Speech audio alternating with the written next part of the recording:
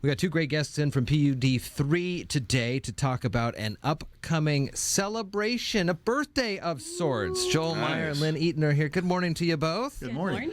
And I'm holding up the book here on the camera, and you've got it as well, too. This is a fascinating read, The Power Behind Our Community, the First 80 Years. Wow. Let's see here. Joni Sensel put this together, and it's a very well put together. Lots of pictures here showing the history of how we get to where we're at today. And the anniversary customer appreciation barbecue's next week, right? Right. Tell us a little bit more about what we're going to expect and hear, and people that showed up, if they're PUD 3 customers, will get one of these books, right? That's correct. Yeah. The 80th anniversary is pretty important to us because 80 years for just about any organization continuously operating is a pretty good track record. Mm-hmm. But one of the things that we wanted to do was to show customers our appreciation. So from 11:30 till 1:30 on July 9th at the Johns Prairie Operations Center, show up and get a hot dog or a burger. And if you're a PUD customer, you can get your history book. That's a beautiful space as well. You guys been up there, what, 5-6 years now? Since 2012.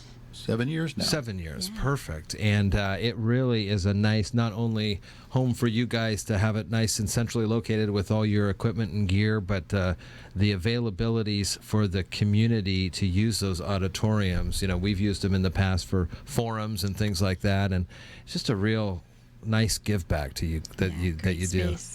Well, one of the that kind of leads into an interesting thought about public meeting spaces and public utility districts, because in the 1920s and 30s, the Grange was the mother of public utility districts. They went around and got signatures on initiatives to get the measure before the legislature.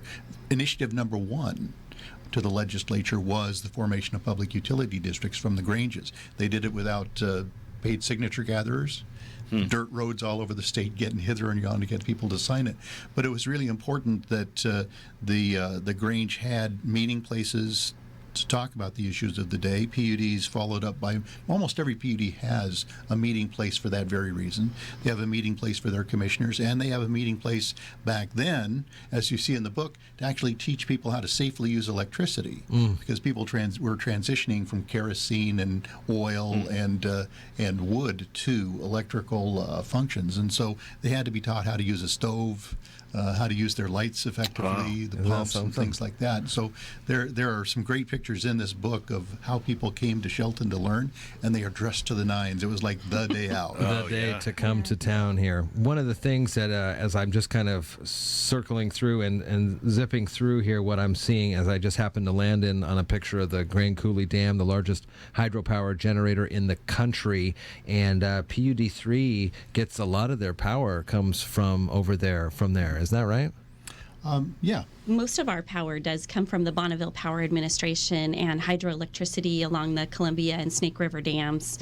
And, you know, we're so proud of how green our energy mix is. We're 98% carbon free. So Joel was just talking in the other room that with the new laws in place, we're actually going to be able to get to 100% real soon. Wow. So that pretty is something excited else. about that. Yeah. What are some of the distinct characteristics of a public utility district versus a private for-profit power company?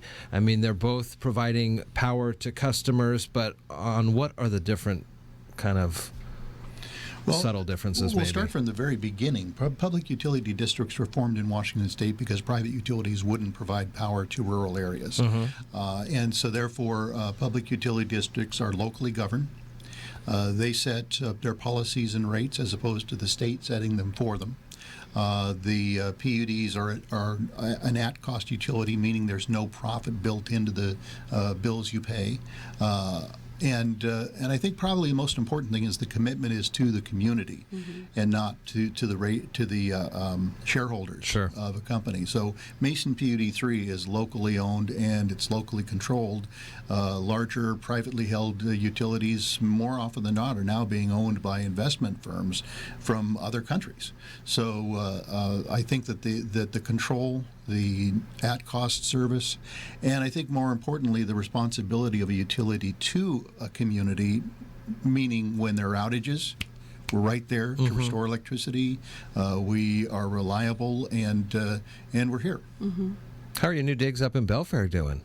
Great. Yeah, our customers have been really responding well to having us in the downtown corridor. They just appreciate the ease of the location, getting in and out, and the safety was our main concern there is why we moved. But yeah, we like it. It's amazing to think about how when you're talking 80 years ago, people coming in to learn how to safely use power and electricity to now with the advent of the internets and the fiber optic capabilities and the apps that you have that can pinpoint and note these outages.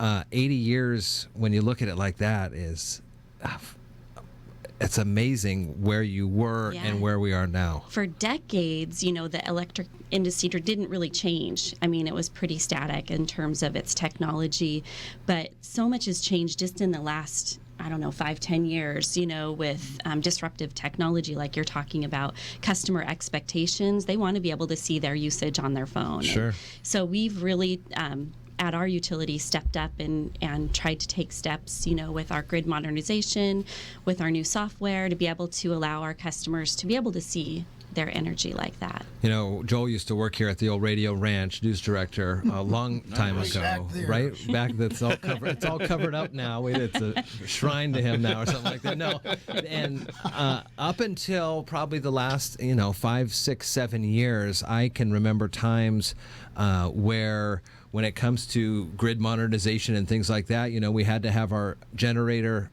running, ready to go, where if the power is out, we'll come into town, fire that thing up, and have limited use of power here in the main control room to get the information out.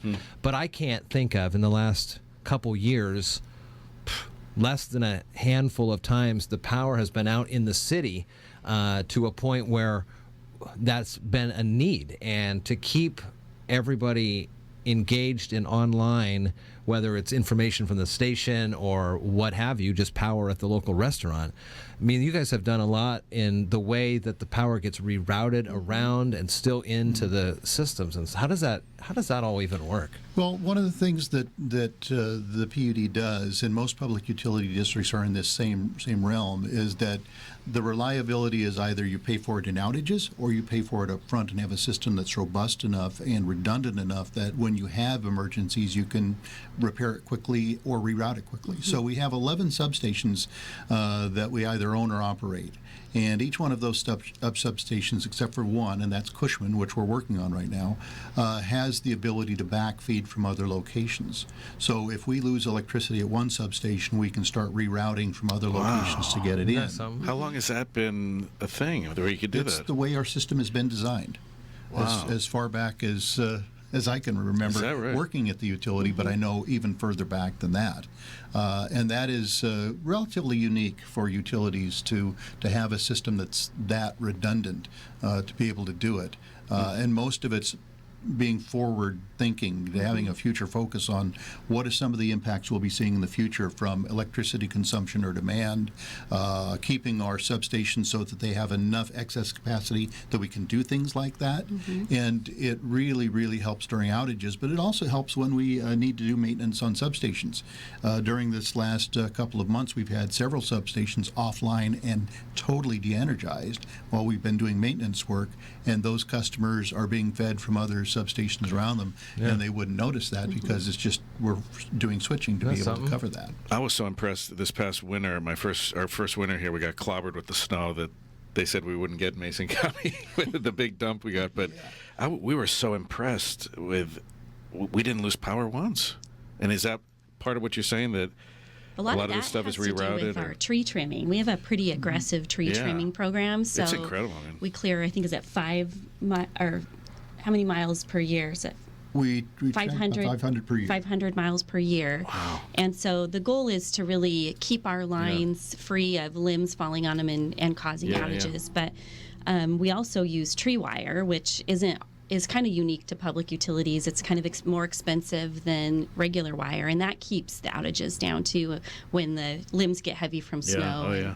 Yeah. Wow, pretty incredible. Coming up on the 9th from 11:30 to 1:30, they've got the 80th anniversary customer appreciation barbecue at the Johns Prairie Auditorium. And if you're a customer of PUD3 and you head over there, get a free book of the history of PUD3 here, the power behind the community. Again, showing that there on the cameras. One thing I did learn, and I don't remember where I heard this, but I think it was Councilmember Joe Schmidt was talking about, if you come across, obviously you do not want to go and handle downed any things like this, but if you see a downed power pole, and I thought this was very fascinating that he thought of this or whatever, to mark, because each one of those have an individual number, right? You don't just go, oh, I saw a down line pole on Johns Prairie. Oh, thanks. Johns Prairie is a long ways, but if you have the exact number, helps you guys get that up even faster. That's right. And we actually tell people, if you see a down line, even if you think it may be de-energized, you treat never it know. as it's got power in it. Back away. Give us a call, because that's what we do. Yeah, we don't really want people getting so close that they can read that either. So stay far away, far enough away. I think is it three poles back, yes. At least. But at least that would give you guys a better sense. For sure, yeah. And I'm sure now with even the if you gave us a technology, pole close to that, we can find get out there quicker. Yeah. Oh, that's cool. Lynn, good to see you. Joel, always good to see you. Have fun Thanks on for the the 9th. invite.